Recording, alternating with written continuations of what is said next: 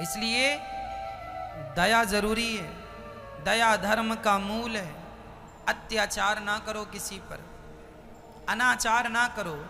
तुमने व्यर्थ में, ध्यान से सुनना मेरी माँ, तुमने फिजूल में व्यर्थ में किसी के गाल में एक थप्पड़ भी मारा होगा ना, तो उस एक थप्पड़ का हिसाब ईश्वर की डायरी में नोट है कि तुमने मारा है।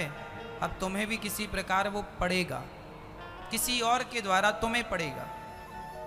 तुमने किसी को गाली दी ना फिजूल में, किसी का दिल दुखाया है ना, कुछ भी नष्ट नहीं होता मेरी माँ। आपको लगता हम तो बोल गए खत्म करो ना, कुछ भी खत्म नहीं होता। शब्द कभी नष्ट नहीं होते। हमने जो शब्द कह दिए वो ब्रह्मांड में गूंजते रहते हैं। शब्द कभी नष्ट नहीं होता, याद रखना। होता है जैसे पानी कभी नष्ट नहीं होता। पानी आपने स्नान कर लिया, स्नान का पानी जाके नाले में, बड़ी नदी में, नदी समुद्र में, वो नष्ट नहीं हुआ। यदि पानी तुमने धूप में रख दिया तो भाप बन के उड़ गया, नष्ट नहीं हुआ, वो वाष्पीकरण हो गया, वो फिर बरसेगा। जैसे पानी कभी नष्ट नहीं होता, उसका विनाश होता ही नहीं, हाँ या ना? उसी तरह तुम्हारे शब्दों का, तुम्हारे व्यवहार का, तुम्हारे अच्छे और बुरे कर्मों का कभी नाश नहीं होता, वो भोगने पड़ते हैं। नाश तब हो सकता है जब आप पूर्ण रूप से अपने आप को भगवान के चरणों में समर्पित कर देंगे।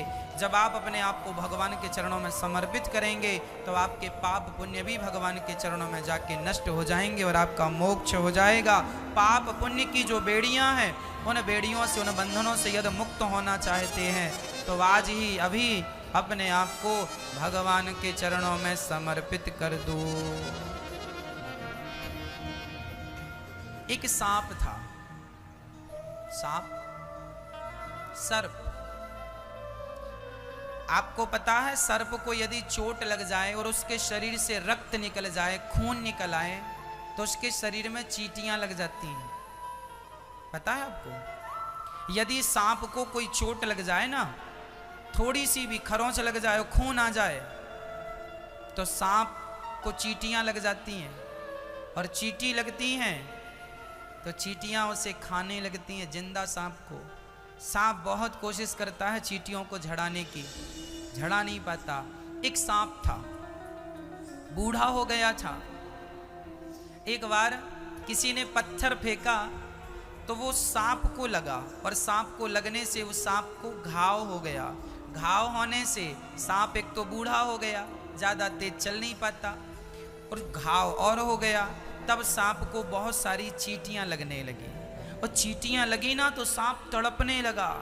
वो बार बार मुंह से अपने चींटियों को झड़ाए, पर कितनी झड़ाए? चींटियां तो चींटियां बहुत सारी हैं। चींटियों ने उसको जिंदा खाना शुरू कर दिया, तड़प रहा था। तब वहां से एक संत निकल रहे थे। संत ने देखा कि सांप को चींटियां खा रही हैं, तो सांप ने संत जी से हाथ जोड़कर कहा, संत जी ये बगल में पत्थर पड़ा है, जरा उठा के मेरे मुंह में मार दीजिए। संत जी ने कहा, मैं क्यों मारूं? महाराज मुझे मार डालिए, मैं मरना चाहता हूं। क्यों मरना चाहता है? देखो ना कितनी सारी चींटियां लग गई हैं, ये मुझे जिंदा खा रही हैं, मैं बहुत दर्द में हूं, बहुत पीड़ा है। एक बार मैं मर जाऊंगा तो कम से कम ये चींटियां मरने के बाद खाएंगी तो तकलीफ नहीं होगी। महाराज बड़ी कृपा होगी, ये पत्थर उठा के मेरे सिर पे मार दो, मार डालो मुझे। संत ने कहा, भैया देख, यदि मैं तुझे मारूंगा तो तू तो मर जाएगा, लेकिन तुझे मारने का पाप मुझे लग जाएगा। मैं क्यों किसी की, आज तक मैंने किसी की हत्या नहीं की, मैं तेरी हत्या करके पाप क्यों सिर पे ला दूं? देख मुझसे अपराध नहीं होगा। तो सांप ने कहा, महात्मा जी आप तो सब जानते हैं, आप मुझे बस इतना बता दो कि आखिर मैंने कौन सा पाप किया था जिस पाप के कारण मुझे ये कष्ट उठाना पड़ रहा है, ये सारी चींटियां मुझे खा रही हैं। कौन हूं मैं? कौन सा मैंने पाप किया था कि ये चींटियां मुझे जिंदा खा रही हैं? तब संत जी ने कहा, बेटा पिछले जन्म में तू नेता था, नेता। जब सरकार समाज की सेवा के लिए, प्रजा के लिए पैसा निकालती थी, तो तू गांव का, शहर का सारा पैसा तू ही खा लेता था। लोगों का पैसा, लोगों के नाम का पैसा तू खा लेता था। प्रजा बड़ी दुखी रहा करती थी, तूने लोगों का खून चूस लिया था। वही प्रजा ये चींटियां हैं और वही नेता तू है। तूने इनका खून चूसा था, इस जन्म में ये तेरा खून चूस रही हैं। किए का दंड देर सवेर मिलता जरूर है। ईश्वर के घर देर बहुत हो सकती है पर अंधेर नहीं हो सकती। जैसा किया है वैसा भोग रहा। इसलिए मेरी माँ, तुम ना गलत करना। जमाना कर रहा है, करने दो। वो अज्ञानी है, वो ना समझ है, आप तो समझदार हैं, आपको तो ये ज्ञान है। इस दुनिया में कोई भी दुख पाता है तो वह अपने कर्मों के कारण पाता है। सुख पाता है तो आपके अच्छे कर्मों के कारण। आपने किसी जन्म में अच्छे पुण्य किए थे, जिसका परिणाम इस जन्म में आप सर्वगुण संपन्न है, अर्थात सुखी हैं। भगवान ने धन भी दिया है, पद भी दिया है, प्रतिष्ठा भी है, सब थोड़ा थोड़ा ईश्वर ने दे रखा है। खाने को रोटी है, पहनने को कपड़े हैं, रहने का घर है, समाज में नाम है। ये सब तुम्हारे पुण्य से मिला है, किसी जन्म के पुण्य से। यदि तुम्हें आज गरीबी मिली है तो ये भी तुम्हारे कर्मों का ही दंड है।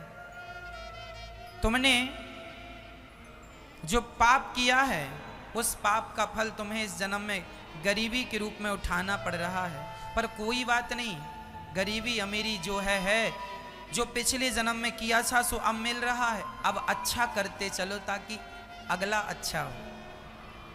आज लोग एक एक रोटी को तरस रहे हैं। आज लोग गरीब हैं, दुखी हैं। क्यों? क्योंकि सब अपने अपनी करनी का, सब अपनी करनी का फल है। एक धनवान है, एक कंगाल है, क्या बताएं। अपनी करनी के फल सब पाएं। एक धनवान है, एक कंगाल है, क्या बताएं। अपनी करनी के फल सब पाएं। जो तुमने किया है दीपचंदी, जो तुमने किया है वो तुम्हें मिल रहा है। एक धनवान, एक निर्धन। तुमने पुण्य किया, धनवान बन गए। पुण्य नहीं किया, पाप ज्यादा किया, आज रोटी को मोहताज हो। पर जो किया सो किया, खान ईश्वर का ही तो है। जो पुण्य किए थे वो आज सुखी हैं, जिनके पाप अधिक थे वो आज रोटी को भी मोहताज हैं। इसलिए किसी जन्म के पापों का तो दंड भोग रहे हो। अब पाप ना करना, नहीं तो ब्याज सहित मिलेगा। जिस लायक अभी हो, आगे विधाता इस लायक भी नहीं छोड़ेगा। इसलिए एक फूलों की सेज पे सोता, एक टूटी सी खटिया को रोता। जैसी करनी करे वैसी भरनी भरे, क्या बताएं।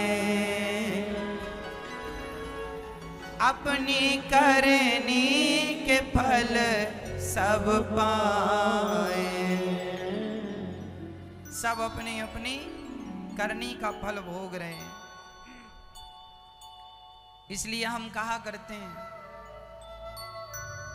किसी को दोष ना दिया करो। किसी को दोष देने से कोई फायदा नहीं। हम अपने धर्म का पालन करें, भगवान के चरणों में समर्पण करें और पापों से बचें। किसी भी प्रकार का हमसे पाप ना हो, ना तो निंदा करने का पाप हो, निंदा भी पाप है, चुगली भी पाप है, यहाँ की बातें वहाँ करना, ये लड़ाना फंसाना ये भी पाप है, ज़्यादा गुस्सा करना ये भी पाप है। इन सब चीज़ों से बचो। छोटी सी जिंदगानी है तुम्हारी, प्यार मोहब्बत से क्यों नहीं जी लेते? मर जाओगे, सब धरा रह जाएगा। जिसके लिए लड़ते मरते हो, प्यार के दो शब्द कह लिया करो, प्यार से मुस्कुराया करो, मदद किया करो, लोगों की सेवा किया करो। ईश्वर ने तुम्हें देने के लायक बनाया है, दो दो दो। कोई तुमसे मांगे कि भैया हमारी बेटी का विवाह है, हम बड़े गरीब हैं, तो तुम्हें देना चाहिए कि नहीं? देना चाहिए, देना चाहिए। पर आज लोग ना, आजकल लोग देते तो हैं पर ब्याज बहुत, 10% लूंगा तब जाके 10,000 और 20,000 दूंगा। क्यों जी? ब्याज बहुत खाने की आदत हो गई तुम्हारी। मैया जी, ब्याज ना खाना कभी। ब्याज खाना, ब्याज केवल सरकार खा सकती है। बैंकों का ब्याज जो हम लोग देते हैं, सरकार तो ब्याज लेती है, राजा को ब्याज ले लेना चाहिए, राजा के लिए दोष नहीं है। पर हम सामान्य जन ब्याज ना खाएं। हम किसी की सेवा करने, आज कोई हमसे कहे महाराज हमारी बेटी का विवाह है, और फलाना व्यक्ति अपने गांव के बड़े आदमी के पास, एक गरीब आदमी गया, भैया जी हमारे बेटी का विवाह है, 4 दिन बाद बारात आनी है, जरा 20,000 की ज़रूरत है, जरा दे दीजिए। बड़े आदमी ने मूँछों में हाथ रखते, क्यों जी 20,000 चाहिए? 10% लूँगा। साहब 10% कहाँ से लाऊंगा? मजदूर आदमी हूँ, गरीब आदमी हूँ। अच्छा तो कोई बात नहीं, 7% दे देना। साहब जरा और कम करो, कमर टूट जाएगी। चल 5%। ठीक है साहब, 20,000 लिया। 20,000 का बेचारा मजदूरी करता करता तुम्हारा कर्जा चुका रहा है। कई बार तो ऐसा हुआ है कि 20,000 लोगों ने दिए और उसने 20,000 दे दिए, फिर भी 20,000 बाकी है। ऐसा होता है। हमने आपसे 20,000 लिए बेटी के विवाह के लिए, और हमने आपका 20,000 चुका दिया, फिर भी अभी 20,000 बाकी है।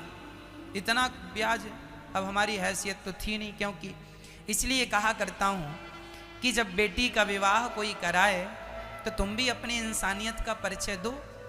आज वो आदमी गरीब है और तुम बड़े आदमी हो, और तुम उसके साथ ऐसा व्यवहार करोगे तो अगले जन्म में ईश्वर उल्टा कर देगा, उसे बड़ा आदमी बना देगा, तुम्हें उसकी जगह खड़ा कर देगा। इसलिए इंसानियत का परिचय दो। पैसा ही पैसा क्या करोगे? बांध के ले जाओगे?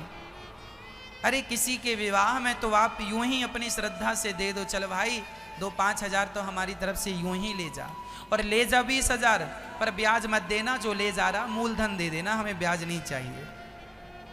ये इंसानियत। इंसानियत का परिचय कब दोगे? पैसे कमाते रहोगे। इसलिए किसी को सताओ मत, कष्ट मत दो। यदि किसी ने 20,000 आपसे लिए हैं और उसने 20,000 चुका दिए और 5,000 एक्स्ट्रा भी दे दिए, तो भाई अब उसका माफ करो। तुम माफ नहीं करोगे तो ईश्वर तुम्हें माफ नहीं करेगा। जो तुम बड़ा ब्याज खा रहे हो ना, फिर ईश्वर जब अपना ब्याज चालू करेगा तुम चुका पाओगे? हम तो ईश्वर के सब चीजें बिना ब्याज का खा रहे हैं। एक सिलेंडर ऑक्सीजन कितने की आई? अभी कोरोना काल में आप लोगों को रेट पता चला है। एक सिलेंडर ऑक्सीजन कितने का था? बोलो। 50 हजार का बिका है एक सिलेंडर। इसी कोरोना काल में लोगों ने खरीदा है। उस सिलेंडर में कितनी ऑक्सीजन होती है? मात्र 10 घंटे की। बड़ा सिलेंडर है तो छोटा है तो 5 घंटे की ऑक्सीजन है। 10 घंटे की ऑक्सीजन, चलो मैं 12 घंटे की बोल रहा हूँ। 12 घंटे की ऑक्सीजन 50,000 की। 50,000 चलो छोड़ो, यदि 12 घंटे की ऑक्सीजन 10,000 की भी लोगों ने खरीदी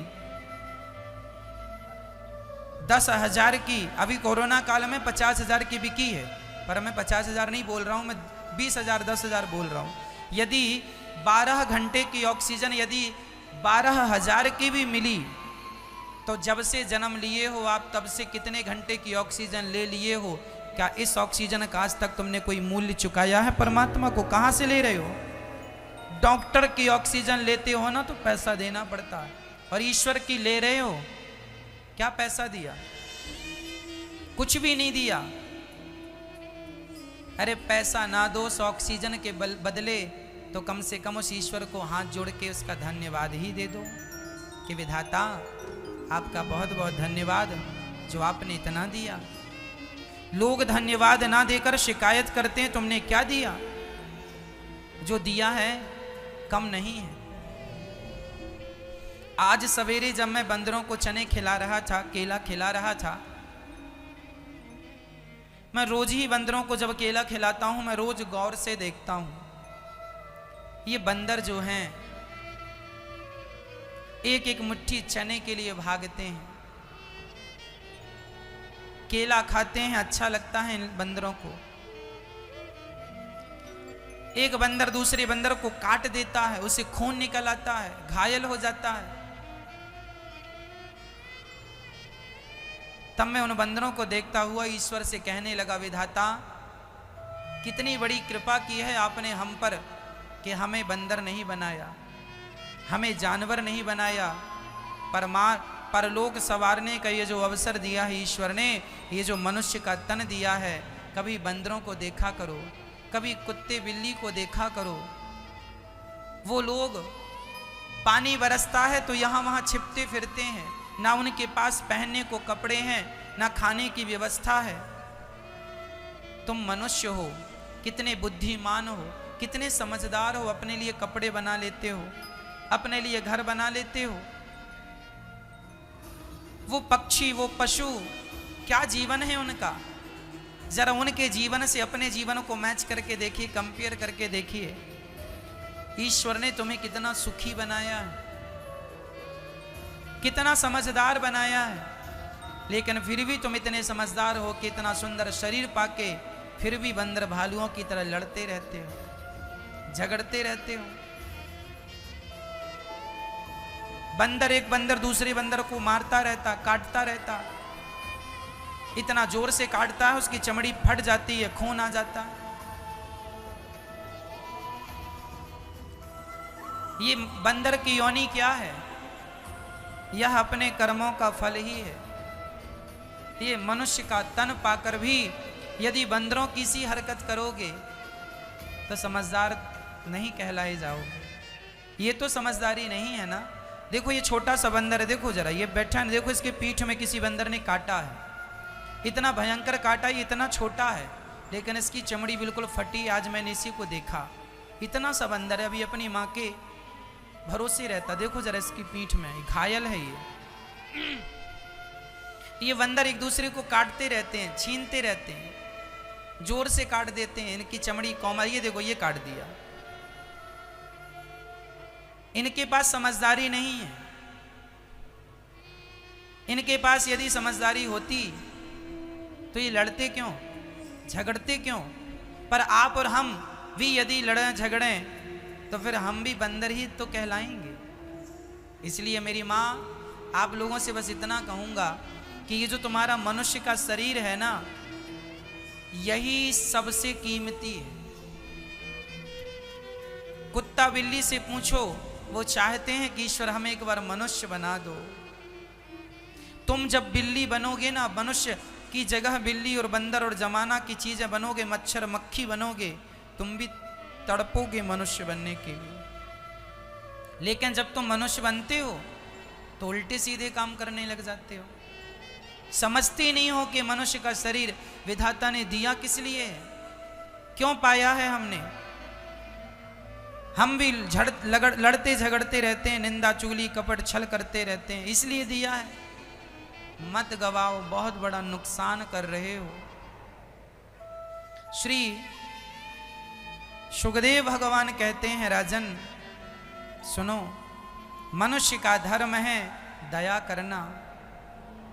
भगवान के 24 अवतारों का वर्णन भागवत जी में है। 24 अवतार, सनकादि, सनक सनंदन सनातन सनत कुमार पहला अवतार है। 12 भगवान का दूसरा अवतार है, तीसरा नारद जी का, चौथा नर नारायण, पांचवा कपिल देव जी, छठवा दत्तात्रेय जी, सातवां यज्ञ भगवान, आठवां ऋषभ देव जी, नौवां पृथु भगवान, 10वां मत्स्य भगवान, 11वां कच्छप भगवान, 12वां धनवंतरी भगवान, 13वां मोहिनी भगवान, 14वां नरसिंह भगवान, 15वां वामन, 16 परशुराम जी, 17वें अवतार में व्यास जी, 18वें में राम जी, 19वें में बलराम जी, 21वें में कृष्ण जी, 20वें में कृष्ण जी, 21वें में बुद्ध अवतार, 22वें में हरि अवतार, 23वें में हंस अवतार और 24वें में कल्कि अवतार होना है विष्णु यश नाम के ब्राह्मण के घर कलयुग के अंत में संबल ग्राम में। ये भगवान के 24 अवतार हैं। 24 अवतार, सर्वश्रेष्ठ अवतार ये सभी हैं, पर इनमें भगवान राम और कृष्ण, नरसिंह और वामन, यह सर्वश्रेष्ठ अवतार है। एक बार नारद जी महाराज भ्रमण करते करते बद्रीनाथ जी चले गए। वहां उन्होंने देखा कि व्यास जी बड़े उदास बैठे थे। व्यास जी की उदासी देखकर नारद जी ने कहा, आप इतने बड़े विद्वान होके उदास हैं? हाँ, मैंने 17 पुराण लिख दिए हैं पर मुझे शांति नहीं। अच्छा, शांति नहीं है, फिर क्या करें? कोई उपाय बताओ। नारद जी ने कहा, आपने 17 पुराण लिखे हैं पर अभी तक आपने भगवान का मधुर मधुर चरित्र नहीं गाया। भगवान की सुंदर सुंदर कथाओं को, लीलाओं को, बाल चरित्र को नहीं गाया।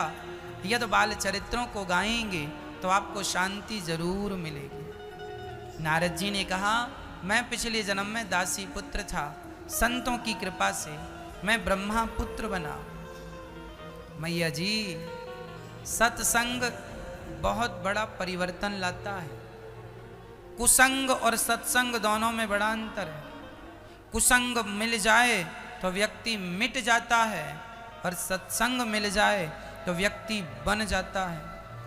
यदि कुसंग मिल जाए तो मंथरा का कुसंग कैकेयी को मिला, तो देखो कैकेयी की स्थिति क्या हुई। और विभीषण को हनुमान जी का सत्संग मिल गया तो विभीषण जी की स्थिति क्या हुई। कुसंग और सत्संग दोनों महत्वपूर्ण है। जिसमें हमें कुसंग से बचना है और सत्संग से जुड़ना है। कुसंग रूपी बुराई का परहेज करना है, सत्संग रूपी दवाई का सेवन करना है। नारद जी कहते हैं, मैं दासी पुत्र था, सेवा करता था, चरणों को दबाता था संतों के, उसके प्रभाव से देखो मैं ब्रह्मा पुत्र नारद बना। किसके बल से? सेवा के बल से। नारद जी क्या करते थे? संतों की सेवा करते थे, संतों को भोजन कराते थे, संतों के चरण दबाते थे। इसलिए ये दास अनिरुद्ध भी एक ही संकल्प लेके चल रहा, एक ही संकल्प, एक ही नारा, सेवा ही है धर्म हमारा। हमारा धर्म क्या है? सेवा। हमारा धर्म क्या है? सेवा। हम सेवा के सिवा कुछ जानते नहीं। एक ही संकल्प है, एक ही हमारा नारा, सेवा ही धर्म हमारा। इसलिए ये दास अनिरुद्ध, नारद जी ने संतों की सेवा की, इसलिए दास अनिरुद्ध भी संतों की सेवा सवेरे से करता है। संतों को भोजन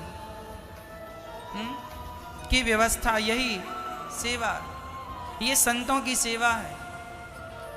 नारद जी कहते हैं, मैंने सेवा की तो मैं ब्रह्मा पुत्र बन गया। अपना प्रमोशन चाहते हो तो सेवाओं से जुड़ जाओ। सेवा करने वाला व्यक्ति भगवान को बहुत प्रिय होता है, भगवान उससे अत्यधिक प्यार करते हैं जो सेवा करता है। इसलिए सेवा करो, संतों की, ब्राह्मणों की, बूढ़ी माओं की, अपने माता अपने पिता की, जरूरतमंदों की सेवा करो। ये दास सवेरे से उठकर सोने तक रात्रि को सिर्फ सेवा का काम करता। इसलिए आपसे भी कहा करता हूं, इन संतों के लिए यहां रोज अन्न क्षेत्र बंटता है, आप भी एक दिन का अन्न क्षेत्र अपनी ओर से बंटवा सकते हैं, सेवाओं से जुड़ सकते हैं। नारद जी को संतों ने मंत्र दिया अष्टाक्षर, और उस मंत्र का जाप करके नारद जी ने कहा, मैं अपनी माँ की सेवा करता हुआ, जब मेरी माँ का शरीर पूरा हुआ, मैं माँ का संस्कार करके जंगल जाकर और उस मंत्र का जब जाप किया, उस मंत्र के प्रभाव से मैं दासी पुत्र से ब्रह्मा पुत्र हो गया। किसके प्रभाव से मेरी माँ?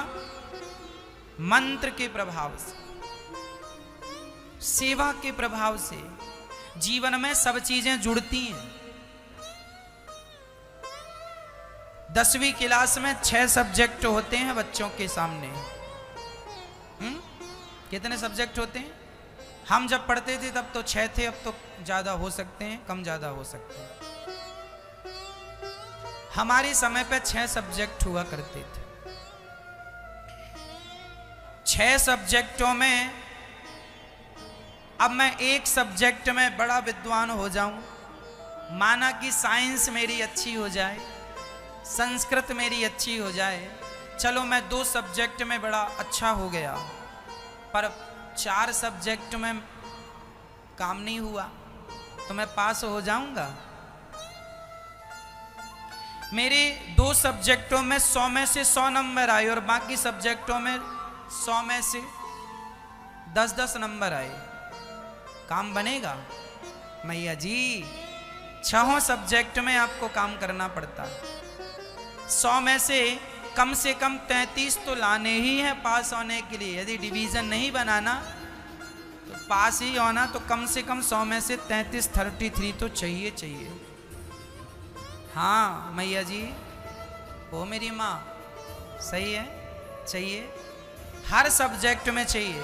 10वीं पास करने के लिए 6 सब्जेक्ट होते हैं स्टूडेंट के सामने, विद्यार्थी के सामने। 6 सब्जेक्ट में काम करना होता, 6 सब्जेक्ट में अच्छे अंक लाने होते, तब जाके डिवीजन तैयार होता। पास होने के लिए भी 33 तो लाओ।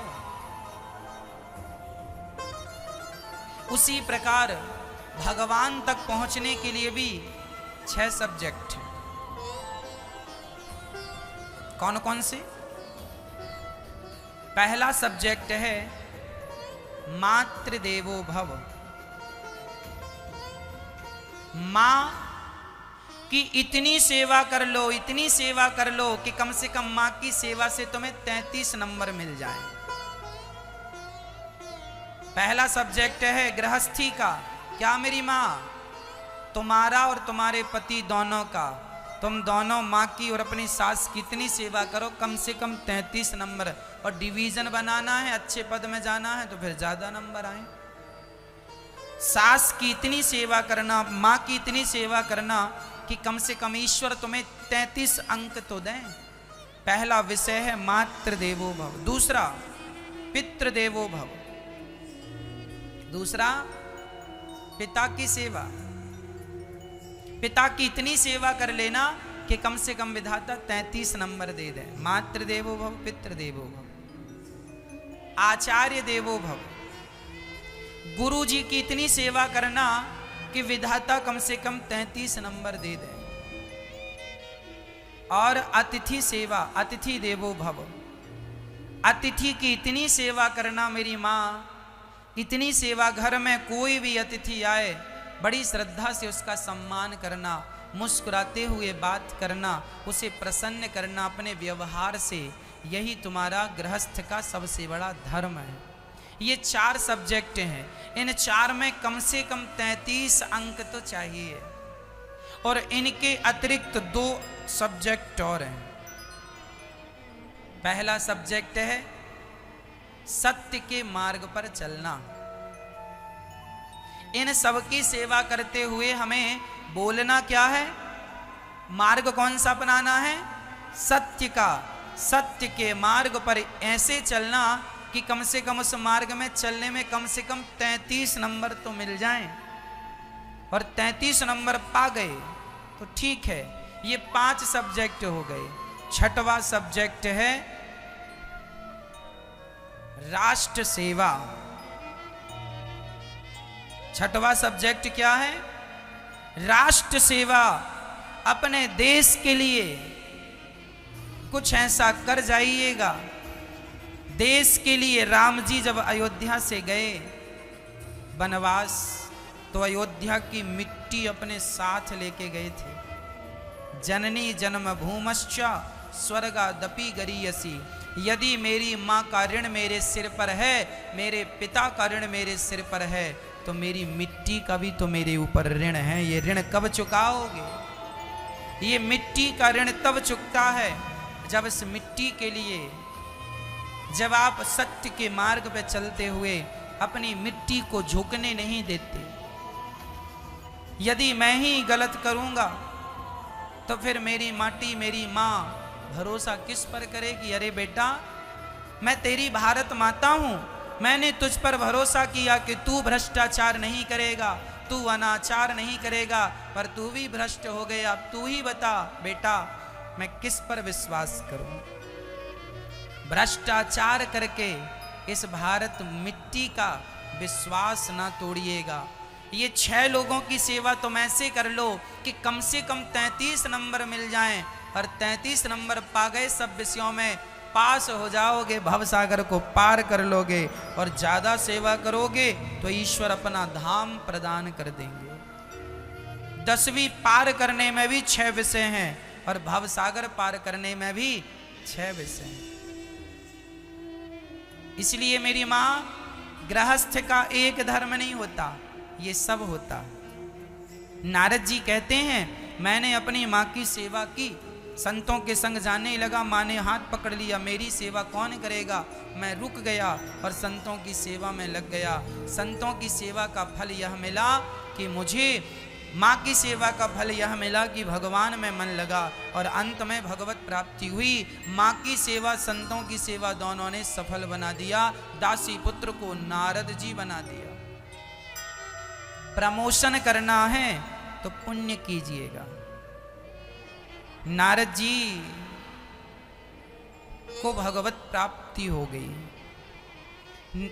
श्री नारद जी ने चतुश्लोकी भागवत का उद्बोधन दिया व्यास जी को, और व्यास जी ने 18,000 श्लोकों की रचना की। भागवत जैसा ग्रंथ तैयार किया।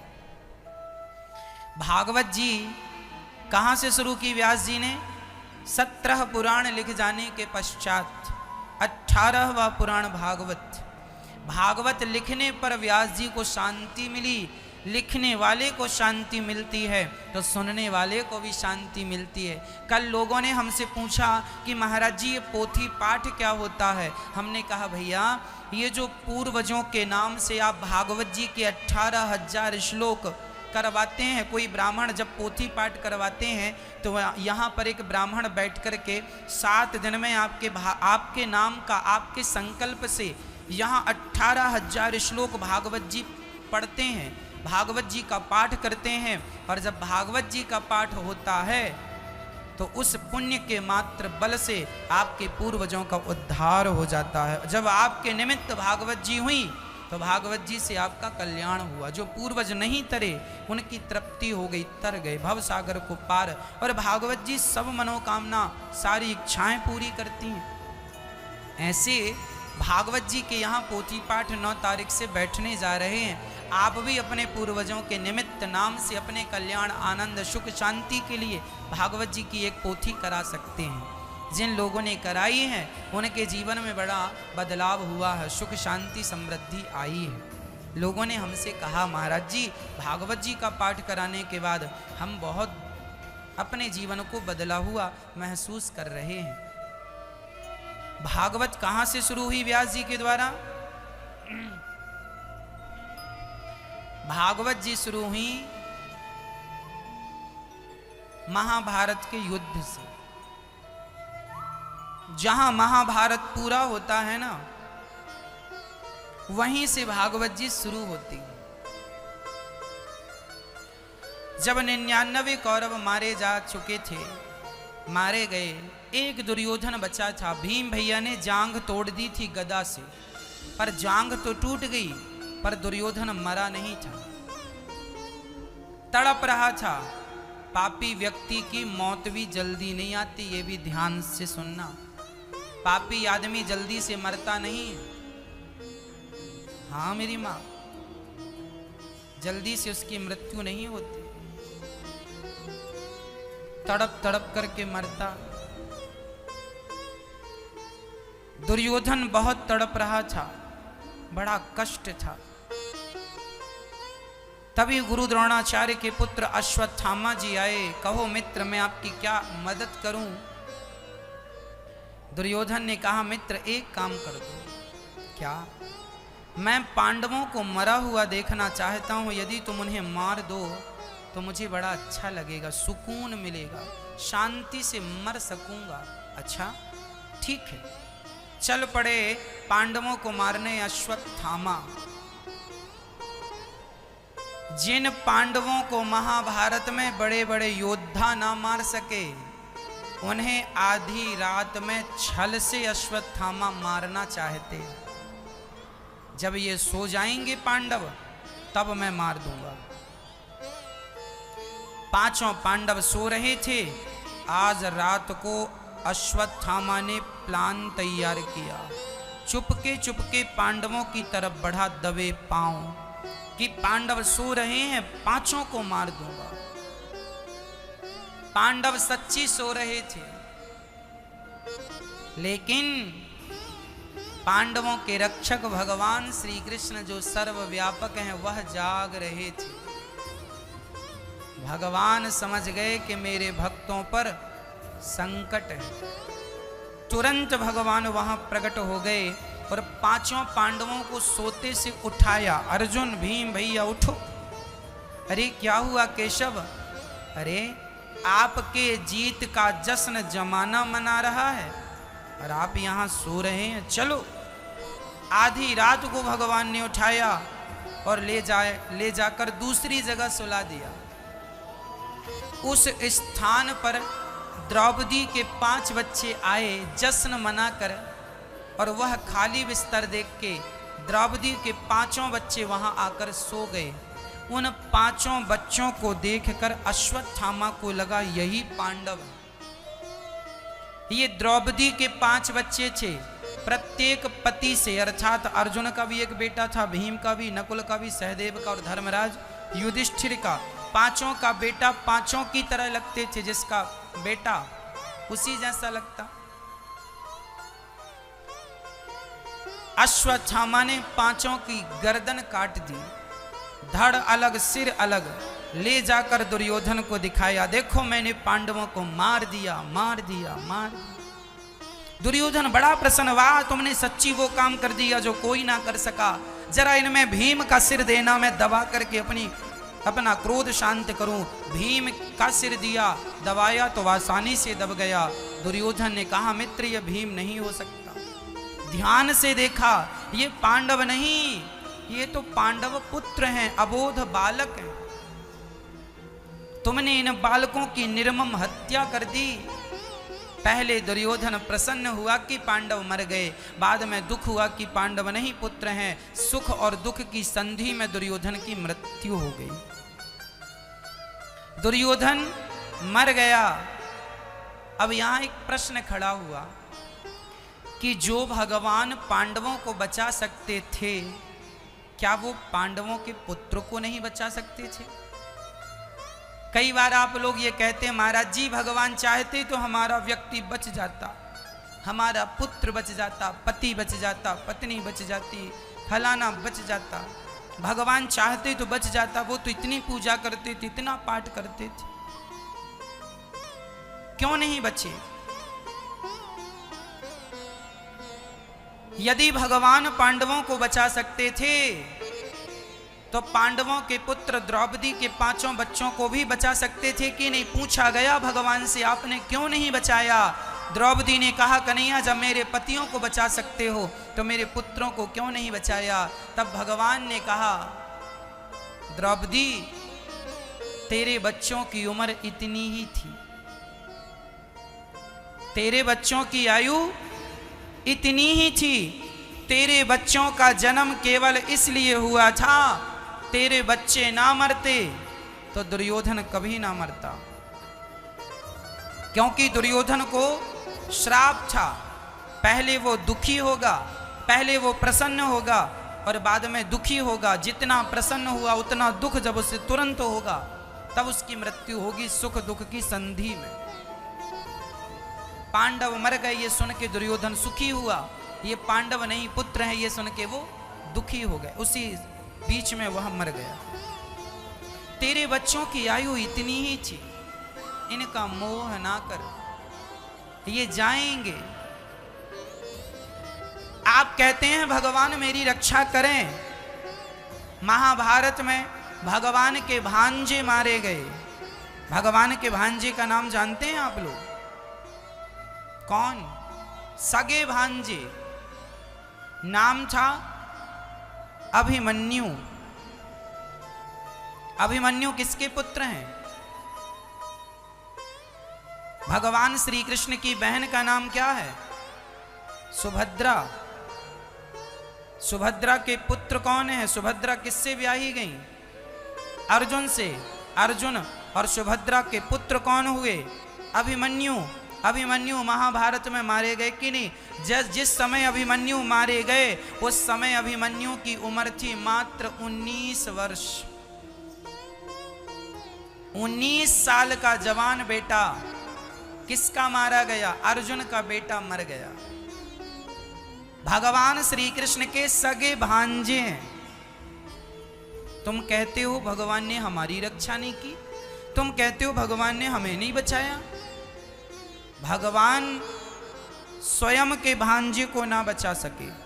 प्रश्न खड़ा हुआ कि श्याम सुंदर आप तो सबको बचाते हैं, आप तो सबकी जान बचाते हैं, फिर आपने अपने भांजे की जान क्यों नहीं बचाई? तब भगवान ने कहा मेरा भांजा अभिमन्यु, उसका जन्म केवल इसीलिए हुआ था। किस लिए हुआ था? चक्रव्यूह में मरने के लिए। याद रखना मेरी मां, अभिमन्यु यदि ना मरते तो पांडव किसी भी हाल में महाभारत नहीं जीतते। अब आप कहेंगे अभिमन्यु के मरने से पांडवों की जीत का क्या समाचार है? ये मार्मिक प्रसंग है, जरा सुनिएगा। अभिमन्यु,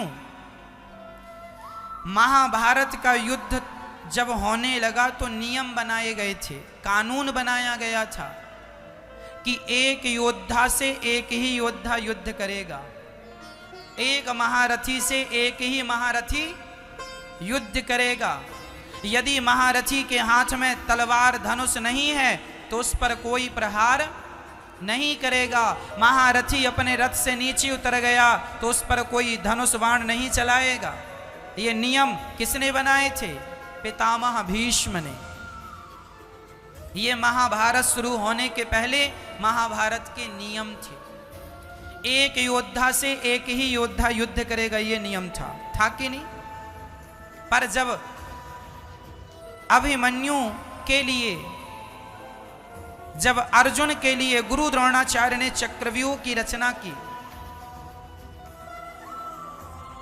और चक्रव्यूह की जब रचना हुई, उस चक्रव्यूह में अर्जुन को फंसाने के लिए चक्रव्यूह बना था, लेकिन फंस कौन गया? अभिमन्यु। और अभिमन्यु जब गया चक्रव्यूह को तोड़ता हुआ अंदर तो चला गया। अभिमन्यु को अंदर जाना तो आता था चक्रव्यूह में, पर चक्रव्यूह से निकलना नहीं आता था, क्योंकि जब अभिमन्यु अपनी मां के गर्भ में थे तब अर्जुन अपनी पत्नी सुभद्रा को ये सब बता रहे थे कि कैसे चक्रव्यूह में जाते हैं। लेकिन जब वो वापस आने की बात अर्जुन बताने लगी तो सुभद्रा को नींद आ गई थी। अभिमन्यु अपने मां के पेट में ही चक्रव्यूह में जाने की विद्या सीख गए थे। आना भी सीख जाते यदि सुभद्रा सोई ना होती तो। अभिमन्यु चले गए और जब महाभारत में अभिमन्यु चक्रव्यूह में गए तो अभिमन्यु से एक योद्धा ने युद्ध नहीं किया, एक साथ 8 महारथियों ने युद्ध किया। दुर्योधन, शकुनी, कर्ण, ऐसे कितने योद्धा और भी थे जिन्होंने उस निहत्थे बालक पर प्रहार किया। और जो युद्ध के नियम थे सारे नियम तोड़ दिए कौरवों ने। जितने युद्ध की मर्यादाएं थीं सारी मर्यादाएं तोड़ दी कौरवों ने। और जब तोड़ी मार दिया। एक से एक लड़ता ना तो कभी ना मार पाते अभिमन्यु को, पर एक से सात सात आठ आठ लोग लड़ रहे हैं और लड़कर कोई पीछे से मार रहा, कोई आगे से मार रहा, मार दिया। और जब अभिमन्यु मर गए तब मरे हुए अभिमन्यु के सिर पर लात मारा था जयद्रथ ने। ये जयद्रथ कौन था? दुर्योधन का जीजा। मरे हुए अभिमन्यु के सिर पर लात मारा था इसने। किसी ने भगवान से कहा, प्रभु आप हाथ बांधे खड़े हो, आप अपने भांजे की रक्षा क्यों नहीं कर रहे, बचाओ। भगवान ने कहा, ना, मेरे अभिमन्यु का जन्म केवल इतने काम के लिए हुआ था, इतना ही उसका काम था, वो काम पूरा कर दिया उसने। अब वो जा रहा है, उसे भगवान ने भी नहीं बचाया। फिर प्रश्न खड़ा हुआ कि क्यों नहीं बचाया भगवान आपने? भगवान ने कहा, इसका उत्तर बाद में दूंगा, सुनो। जब कौरवों ने अपनी मर्यादाओं का उल्लंघन किया तब फिर क्या हुआ? दानवीर कर्ण को कैसे मारा गया? छल से मारा गया। जब कर्ण का रथ जमीन में धंस गया था तो कर्ण अपने रथ को उठाने के लिए उतरा था, तब अर्जुन ने बाण मारा। कर्ण ने कहा, अर्जुन मैं रथ से नीचे हूं और तुमने सुना नहीं, मर्यादा है युद्ध की, जो रथ से नीचे योद्धा होता है उस पर योद्धा बाण नहीं चलाता। अर्जुन रुक गए। भगवान बोले, अर्जुन रुक मत, कर्ण बड़ा ज्ञान दे रहे हो कि योद्धा यदि रथ से नीचे हो तो उस पर प्रहार नहीं करते। अभिमन्यु भी रथ से नीचे था, तुमने भी प्रहार किया था, तब ज्ञान नहीं था, उसके लिए ज्ञान नहीं था, खुद के लिए ज्ञानी हो गए, हमें ना मारो, हमें ना मारो। उन्होंने जब धर्म का उल्लंघन किया, जब उन्होंने अधर्म किया तो कौरवों को किसी ने नहीं मारा, कौरवों के अपने अधर्म ने उन्हें मार डाला। भर गया है पाप घट पापी के अत्याचार से, और इन पापियों का उद्धार होगा कृष्ण के अवतार से। अर्जुन ने बाण मारा, कर्ण धराशायी हो गए। छल से कर्ण को मारा गया, छल से पितामह भीष्म को मारा गया, छल से गुरु द्रोणाचार्य को मारा गया। गुरु द्रोणाचार्य कभी ना मरते, छल से मारा गया। कहा गया कि अश्वत्थामा मारा गया, जबकि नहीं मरा। युधिष्ठिर ने कह दिया नरोवा कुंजरोवा, हाथी का नाम था अश्वत्थामा, हाथी अश्वत्थामा नाम का हाथी मारा गया और कह दिया गया अश्वत्थामा मारा गया। प्रश्न खड़े हुए, ये पांडवों ने अधर्म का साथ क्यों लिया? इसलिए लिया कि अधर्म का साथ शुरुआत उन्होंने की थी। अधर्म की शुरुआत किसने की? कौरवों ने। और जब तुम अधर्म कर रहे हो तो याद रखना मेरी मां, अधर्मी को अधर्म से मार देना ही धर्म है। अधर्मी को अधर्म से मार देना ही धर्म है। मार दिया। भगवान श्री कृष्ण ने अपने भांजे की रक्षा क्यों नहीं की? इसलिए नहीं की कि यदि वो ना मरते तो इन लोगों को मार पाना संभव नहीं था। इसलिए बलिदान तो देखो देना पड़ता है। और सच्ची बताऊं तो ये संसार ईश्वर की मर्जी से नाच रहा है। मैं यहां कथा सुना रहा हूं अपनी मर्जी से नहीं, श्याम सुंदर की मर्जी से। मैं जो कह रहा हूं अपनी मर्जी से नहीं, अपने श्याम सुंदर की मर्जी से वो नचाने वाले हैं, हम नाचने वाले हैं। जब तक मेरा समय है, जब तक ईश्वर ने मुझे आयु दी है, जब तक विधाता ने दिया है, आपकी सेवा कर रहा हूँ। विधाता कह देंगे कि चलो तुम्हारा कार्यकाल पूरा हुआ, चलो अब आओ, तो हमें ये सब छोड़ के जाना पड़ेगा। अब आप कहेंगे महाराज जी, अरे आप फलाना व्यक्ति तो बड़ा धर्मात्मा था, बड़ा पुण्यात्मा था। धर्मात्मा था, पुण्यात्मा था, इसका मतलब ये नहीं है कि मैं मरूंगा नहीं। मैं धर्मात्मा हूं, पुण्यात्मा हूं, इसका अर्थ ये नहीं कि मैं मरूंगा नहीं, मैं भी मरूंगा। आप धर्मात्मा हैं, पुण्यात्मा हैं, इसका अर्थ ये नहीं है कि आप मरोगे नहीं, मरोगे।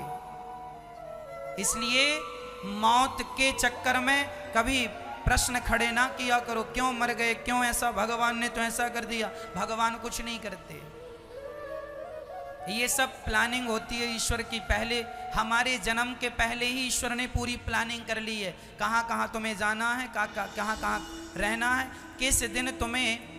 कहते हैं ना, दाने दाने में लिखा है खाने वाले का नाम। यदि आपके नाम की रोटी वृंदावन में बन रही है तो कहीं भी होंगे आप, खाने के लिए आपको वृंदावन आना ही पड़ेगा। वृंदावन में आपके नाम का पानी है तो आपको पानी पीने वृंदावन आना पड़ेगा। पी के जितने दिन का दाना पानी है, खाओ पियो, फिर जाना पड़ेगा।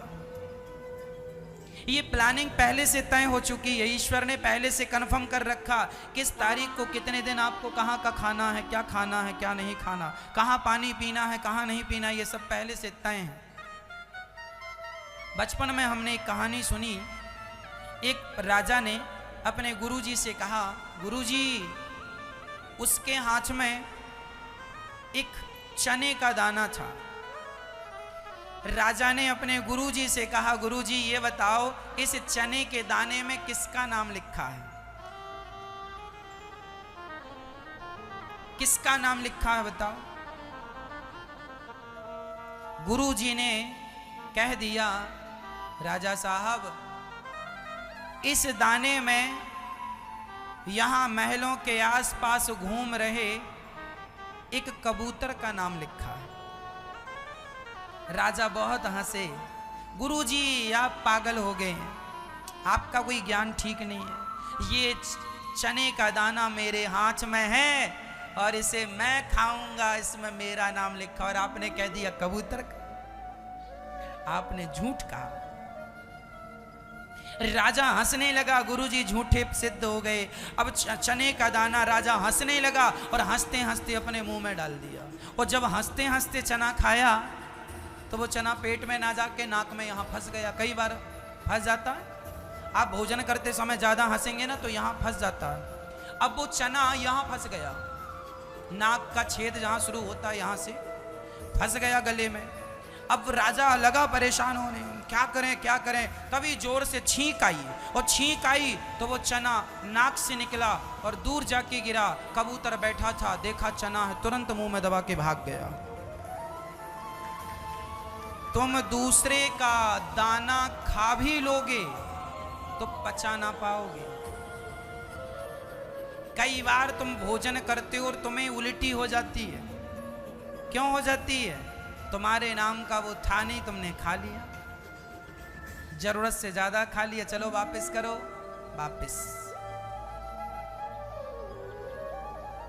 वापस हुआ कि नहीं? इसलिए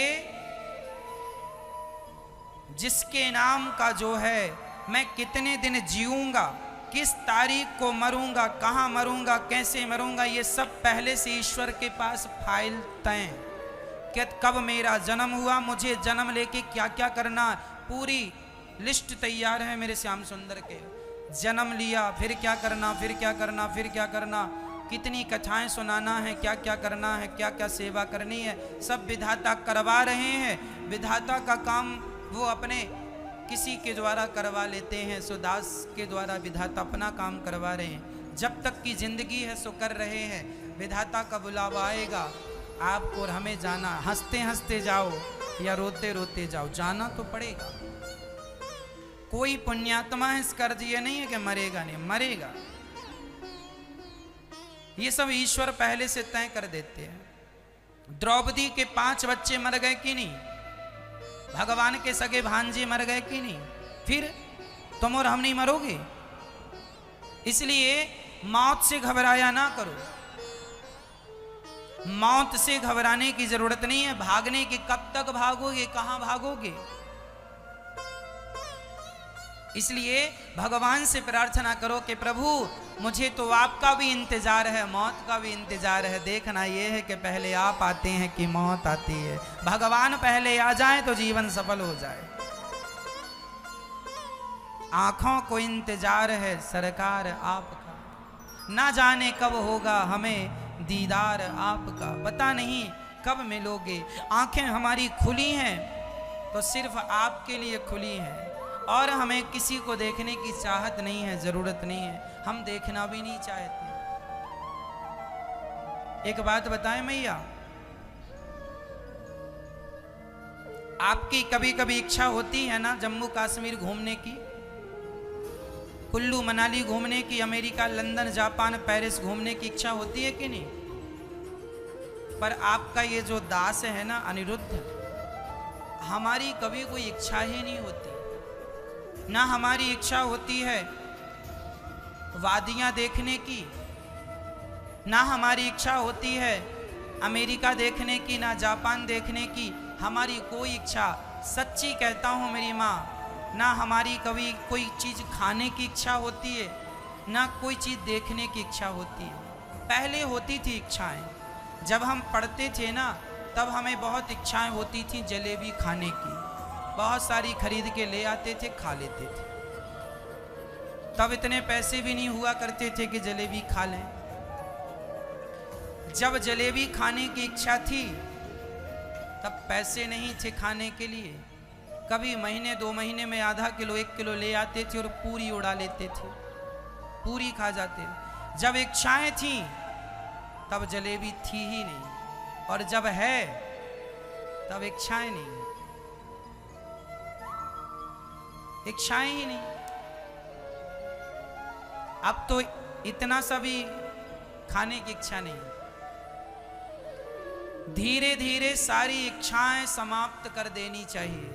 मेरी कुछ घूमने की भी इच्छा नहीं है कि मैं कुल्लू मनाली जाऊं, कि लंदन जाऊं, कि जापान जाऊं, कि पेरिस जाऊं, कि फलाना, कुछ कोई चीज देखने की इच्छा नहीं है। हाँ, देखने की इच्छा यदि मेरी है तो केवल मैं जगन्नाथ जी को देखना चाहता हूँ। बार बार जब इच्छा होती है तो बिहारी जी को दिखाता हूँ, दर्शन कराता हूँ।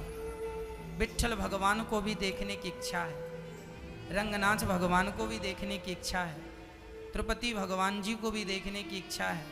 बस यही इच्छाएं हैं, इसके अतिरिक्त मेरी कोई इच्छाएं शेष नहीं है। कोई चाहत नहीं, कोई इच्छाएं नहीं, है ही नहीं। इसलिए हम कहते हैं जिसकी ज़्यादा इच्छाएं हैं वह ज़्यादा दुखी है। आपके दुख का कारण क्या है? आपकी इच्छाएं। इच्छाएं पूरी हो गई तो आप सुखी हो जाएंगे, और नहीं हुई रोएंगे। इसलिए कहता हूं इच्छाओं का कभी अंत नहीं होता, इसलिए इच्छाओं का ही अंत कर दीजिए। इच्छाओं का कभी अंत नहीं होता, इसलिए इच्छाओं का अंत कर दीजिए। मिटा दीजिए अपनी कोई इच्छा, केवल भगवान को पाने की इच्छा रह जाए। अब मुझे कोई इच्छा नहीं है, कहीं जाने की इच्छा नहीं है। अब तो बिहारी जी की ये धरती, वृंदावन की धरती छोड़ने की भी इच्छा नहीं है। बस यहीं रहते रहते जीवन पूरा हो, बिहारी जी के चरणों में ही अंतिम सांस निकले, यही इच्छा है। भगवान का चिंतन करते करते इतना तो करना स्वामी, जब प्राण तन से निकले, गोविंद नाम लेकर मेरे प्राण तन से निकले। उस वक्त जल्दी आना, नहीं श्याम भूल जाना, मुरली मधुर बजाना, जब प्राण तन से निकले। श्री दुर्योधन की बहुत सारी इच्छाएं थी, ये इच्छा पूरी हो जाए, ये इच्छा पूरी हो जाए। सारी इच्छाएं समाप्त कर दो, केवल एक इच्छा रह जाए, केवल एक इच्छा रह जाए। कन्हैया तुम्हें एक नजर देखना, जिधर तुम छिपे हो उधर देखना है जिधर तुम छिपे हो, उधर देखना है कन्हैया तुम्हें एक नजर देखना।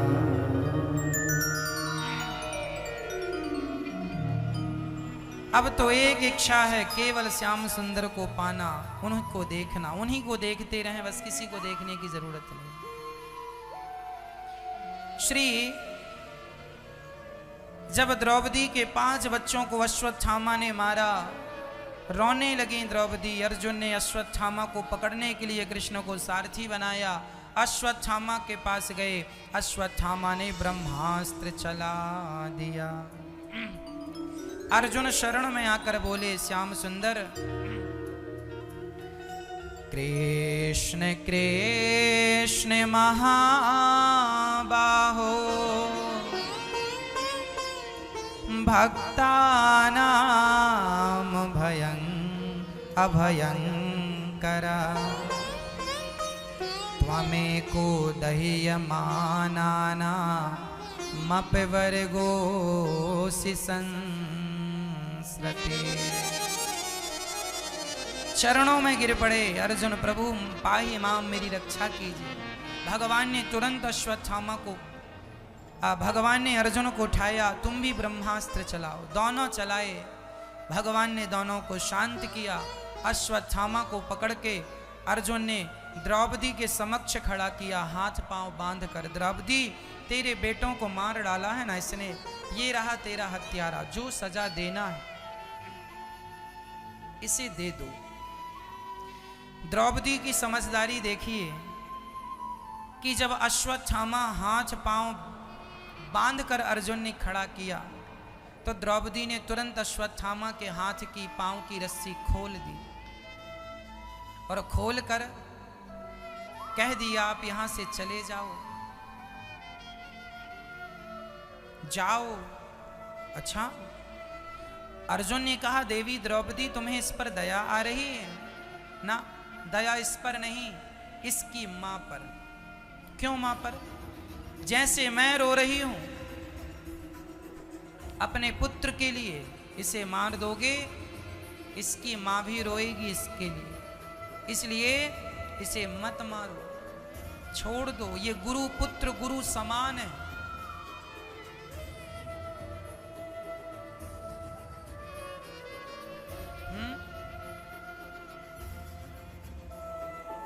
गुरु पुत्र है, इसलिए गुरु तुल्य है, इसे मत मारो।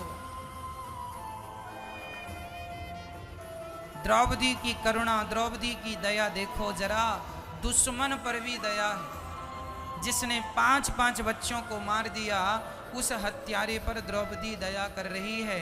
यही तो दया है। क्यों दया कर रही है द्रौपदी? क्योंकि द्रौपदी एक मां है और मां करुणा की प्रतिमूर्ति होती है। यदि मां के अंदर करुणा नहीं है, मां के अंदर दया नहीं है, तो वह मां कैसी? अच्छा, मां किसे कहते हैं? जिसके अंदर प्रेम हो, जिसके अंदर ममता हो, बच्चों के प्रति प्रेम हो, वही मां है। जिसके अंदर कोई प्रेम ना हो, उसे मां नहीं कहा जा सकता, है ना मैया? आप लोग सिर्फ अपने बच्चों को अपना मानती हो, जबकि दृष्टि ये होनी चाहिए कि सब हमारे ही हैं। हर बच्चे पे हमारा स्नेह हो, हर बच्चे पर हमारा प्रेम हो, किसी से नफरत ना हो, घृणा ना हो, ईर्ष्या ना हो। ये मेरा बेटा है, इससे मैं ज्यादा प्यार करूं, ये जिठानी का, चल तू यहां से चला जा, क्योंकि जिठानी का।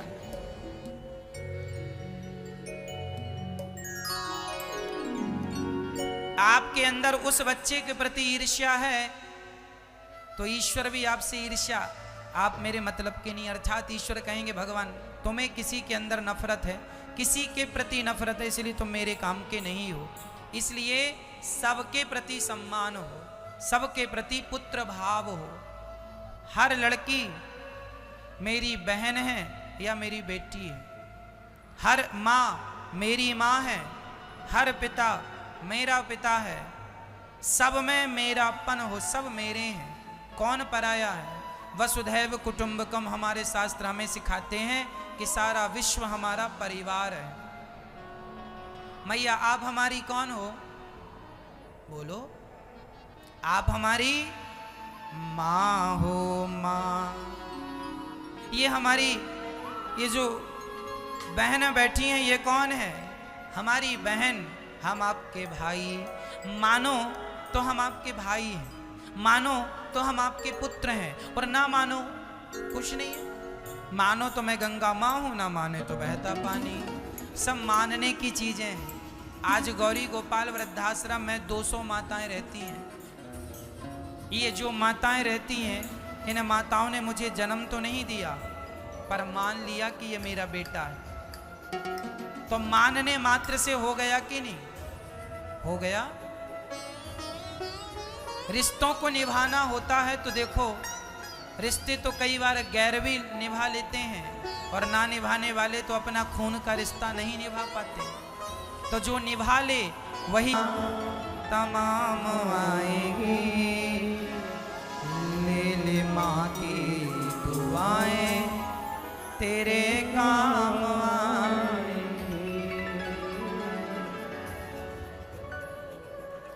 माँ की दुआएं लेते रहना, बहुत काम आएंगी। माँ के चरणों को पकड़ोगे ना तो माँ के चरण गिरने से बचा लेंगे। माँ गिरने से बचाती है। सच्ची बताना, छोटे से थे जब चला करते थे, जब तुम्हें चलना नहीं आता था, जब चलने की कोशिश करते थे खड़े होकर, तब तुम्हारे साथ चलाने के लिए कौन खड़ा होता था? कौन खड़ा होता था? माँ। माँ चलाती थी ना।